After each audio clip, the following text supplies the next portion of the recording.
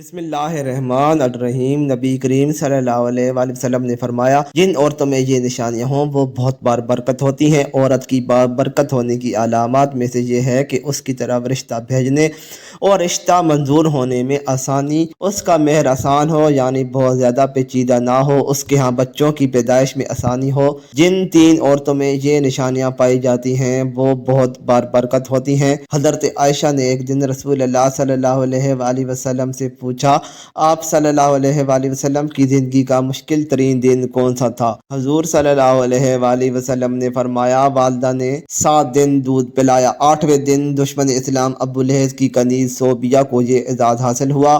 صوبیہ نے دودھ بھی پلایا اور دیکھ بھال بھی کی۔ یہ چند دن کی دیکھ بھال تھی، یہ چند دن کا دودھ تھا، لیکن ہمارے رسول صلی اللہ علیہ وآلہ وسلم نے اس احسان کو پوری زندگی یاد رکھا۔ مکہ کا دور تھا تو صوبیہ کو میری ماں کہہ کر پکارتے تھے، ان سے حسن سلوک بھی فرماتے تھے، ان کی مالی معاونت بھی کرتے تھے۔ مدنی دور آیا تو مدینہ سے ابو لہب کی کنیز صوبیہ کے لیے کپڑے اور رقم بھجواتے تھے۔ یہ ہے شریعت۔ حضرت حلیمہ سعدیہ رضائی ماں تھی، یہ ملاقات کے لیے آئیں، دیکھا تو اٹھ کھڑے ہوئے اور میری ماں پکارتے ہوئے ان کی طرف دوڑ پڑے۔ وہ قریب آئیں تو اپنے سر سے وہ چادر اتار کر زمین پر بچھا دی جسے ہم کائنات کی قیمتی ترین متاع سمجھتے ہیں۔ اپنی رضائی ماں کو اس پر بٹھایا، غور سے ان کی بات سنی اور ان کی تمام حاجتیں پوری فرما دیں۔ یہ بھی ذہن میں رہے، حضرت حلیمہ سعدیہ نے اسلام قبول نہیں کیا تھا، وہ اپنے پرانے مذہب پر قائم رہی تھی۔ فتح مکہ کے وقت حضرت حلیمہ کی بہن خدمت میں حاضر ہوئیں، ماں کے بارے میں پوچھا، بتایا گیا وہ انتقال فرما چکی ہیں۔ رسول اللہ صلی اللہ علیہ وآلہ وسلم کی آنکھوں میں آنسو آ گئے،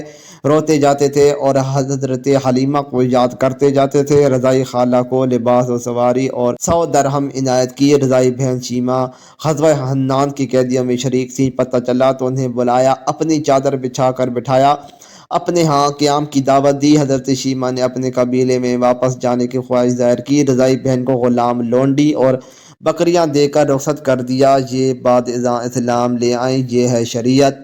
13 جنگ بدر کے قیدیوں میں پڑھے لکھے کفار بھی شامل تھے۔ ان کافروں کو مسلمانوں کو پڑھانے، لکھانے اور سکھانے کے عوض رہا کیا گیا۔ حضرت زید بن ثابت رضی اللہ تعالیٰ عنہ کو عبرانی سیکھنے کا حکم دیا۔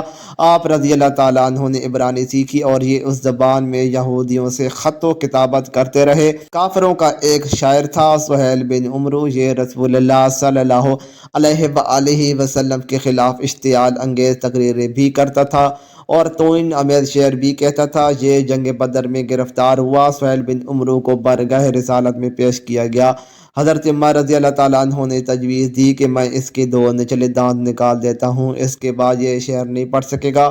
تڑپ کر فرمایا، میں اگر اس کے عذاب بگاڑ دوں گا تو اللہ تعالیٰ میرے عذاب بگاڑ دے گا۔ سہیل بن عمرو نے نرمی کا دریا بہتے دیکھا تو عرض کیا، مجھے فدیہ کے بغیر رہا کر دیا جائے گا۔ اس سے پوچھا گیا کیوں؟ سہیل بن عمرو نے جواب دیا، میری 5 بیٹیاں ہیں، اس کے علاوہ میرا کوئی سہارا نہیں۔ رسول اللہ صلی اللہ علیہ وآلہ وسلم نے سہیل بن عمرو کو اسی وقت رہا کر دیا۔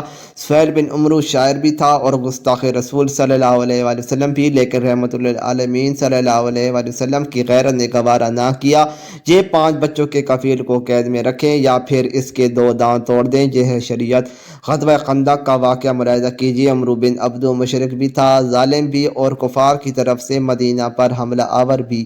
جنگ کے دوران عمرو بن عبدو گیا، اس کی لاش تڑپ تڑپ کر خندق میں گر گئی۔ کفار اس کی لاش نکالنا چاہتے تھے لیکن انہیں خطرہ تھا مسلمان ان پر تیر برسا دیں گے۔ کفار نے اپنا سفیر بھجوایا، سفیر نے لاش نکالنے کے عوض 10,000 دینار دینے کی پیشکش کی۔ رحمت للعالمین صلی اللہ علیہ وآلہ وسلم نے فرمایا، میں مردہ فروش نہیں ہوں، ہم لاشوں کا سودا نہیں کرتے، یہ ہمارے لیے جائز نہیں۔ کفار کو عمرو بن عبدو کی لاش اٹھانے کی اجازت دے دی۔ خیبر کا قلعہ فتح ہوا تو یہودیوں کی عبادت گاہوں میں تورات کے نسخے پڑے تھے۔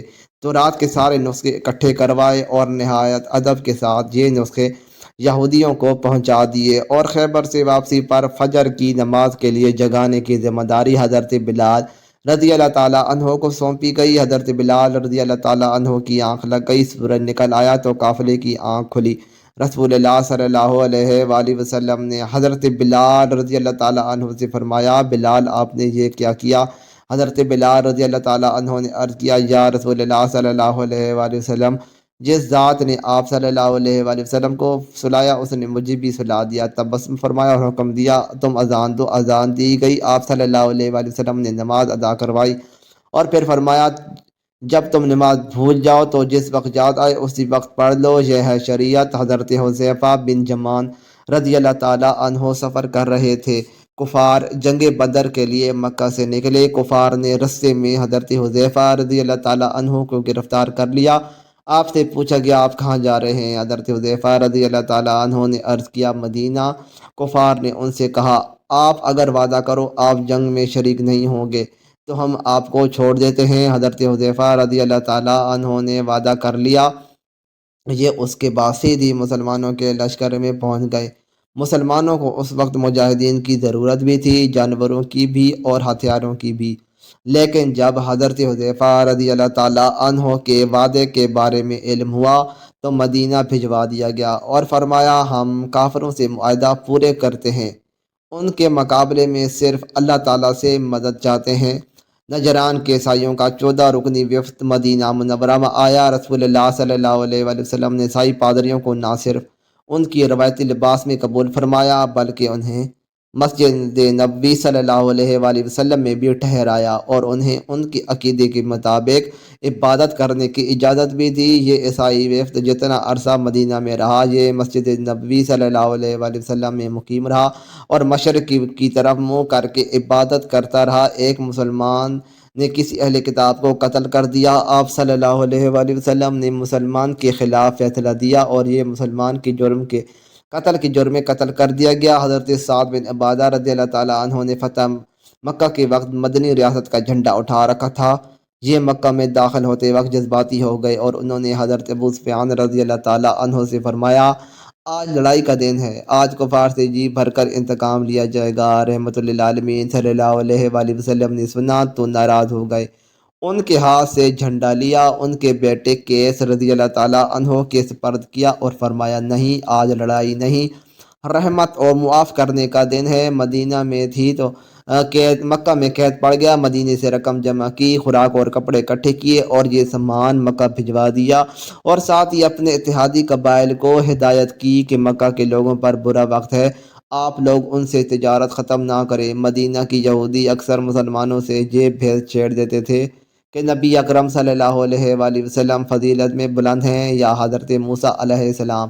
یہ معاملہ جب بھی دربار رسالت میں پیش ہوتا تو رسول اللہ صلی اللہ علیہ وآلہ وسلم مسلمانوں سے فرماتے آپ لوگ اس بحث سے پرہیز کیا کریں۔ تماشا بن اسعار نے رسول اللہ صلی اللہ علیہ وآلہ وسلم کو قتل کرنے کا اعلان کر رکھا تھا، یہ گرفتار ہو گیا، اسلام قبول کرنے کی دعوت دی، اس نے انکار کر دیا، 3 دن قید میں رہا، اسے 3 دن دعوت دی جاتی رہی، یہ مذہب بدلنے پر تیار نہ ہوا تو اسے چھوڑ دیا گیا۔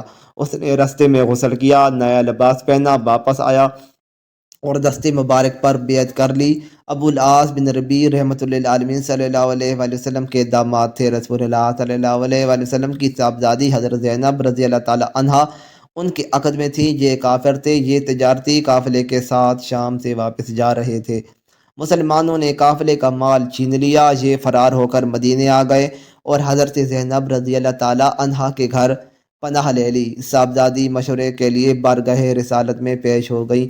رسول اللہ صلی اللہ علیہ وآلہ وسلم نے فرمایا ابو العاص کی رہائش کا اچھا بندوبست کرو مگر وہ تمہارے قریب نہ آئے کیونکہ تم اس کے لیے حلال نہیں ہو۔ حضرت زینب رضی اللہ تعالی عنہا نے عرض کیا ابو العاص اپنا مال واپس لینے آیا ہے۔ مال چھیننے والوں کو بلایا اور فرمایا یہ مال غنیمت ہے اور تم اس کے حقدار ہو، لیکن اگر تم مہربانی کر کے ابو العاص کا مال واپس کر دو تو اللہ تعالیٰ تمہیں اجر دے گا۔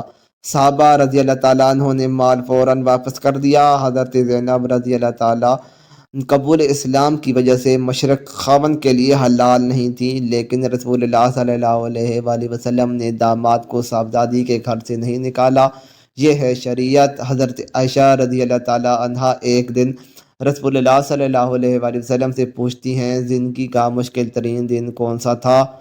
فرمایا وہ دن جب میں طائف گیا اور عبد یا لیل میں شہر کے بچے جمع ہو کر مجھ پر پتھر برسائے، میں اس دن کی سختی نہیں بھول سکتا۔ ابدیال طائف کا سردار تھا، اس نے رسول اللہ صلی اللہ علیہ وآلہ وسلم پر اتنا ظلم کیا تھا کہ اللہ تعالیٰ کی رحمت بھی جلال میں آ گئی۔ حضرت جبرائیل امین علیہ السلام تشریف لائے اور عرض کیا، اگر اجازت دے تو ہم اس پورے شہر کو دو پہاڑوں کے درمیان پیس دیں۔ یہ سیرت کا اس نوعیت کا واحد واقعہ تھا کہ جبرائیل امین علیہ السلام نے گستاخ رسول پر کسی بستی کو تباہ کرنے کی پیشکش کی ہو، اور عبد جلیل اور اس ظلم کی وجہ تھا۔ عبد جلیل ایک بار طائف کے لوگوں کا بیفت لے کر مدینہ منورہ آیا۔ رسول اللہ صلی اللہ علیہ وآلہ وسلم نے مسجد نبوی صلی اللہ علیہ وآلہ وسلم میں اس کا خیمہ لگایا، اور عبد جلیل جتنے دن مدینہ میں رہا، رسول اللہ صلی اللہ علیہ وآلہ وسلم ہر روز نماز عشاء کے بعد اس کے پاس جاتے، اس کا حال احوال پوچھتے، اس کے ساتھ گفتگو کرتے اور اس کی دل جوئی کرتے۔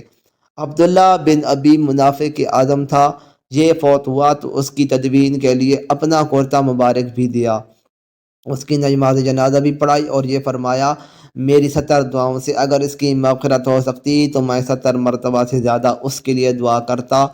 یہ ہے شریعت۔ مدینہ کی حدود میں آپ کی حیات میں 9 مسجدیں تعمیر ہوئیں۔ آپ صلی اللہ علیہ وآلہ وسلم نے فرمایا، تم اگر کہیں مسجد دیکھو یا اذان کی آواز سنو تو وہاں کسی شخص کو قتل نہ کرو، یہ ہے شریعت۔ ایک صحابی رضی اللہ تعالیٰ عنہ نے عرض کیا، یا رسول اللہ صلی اللہ علیہ وآلہ وسلم، مجھے کوئی نصیحت فرمائیں۔ جواب دیا، غصہ نہ کرو۔ وہ بار بار پوچھتا رہا، آپ صلی اللہ علیہ وآلہ وسلم نے ہر بار جواب دیتے، غصہ نہ کرو، یہ ہے شریعت۔ اور اللہ تعالیٰ نے ایک جگہ پر رسول اللہ صلی اللہ علیہ وآلہ وسلم کے بارے میں فرمایا، پیغمبر صلی اللہ علیہ وآلہ وسلم اللہ کی بڑی رحمت ہے، آپ لوگوں کے لیے بڑے نرم و مزاج واقع ہوئے، آپ تند خو اور سنگ دل ہوتے تو یہ سب آپ کے گرد و پیش سے چھوٹ جاتے، اور یہ ہے شریعت۔ لیکن ہم لوگ نہ جانے کون سی شریعت تلاش کر رہے ہیں، ہم کس شریعت کا مطالبہ کر رہے ہیں۔ مزید اچھی ویڈیوز کے لیے چینل کو سبسکرائب کریں۔ شکریہ۔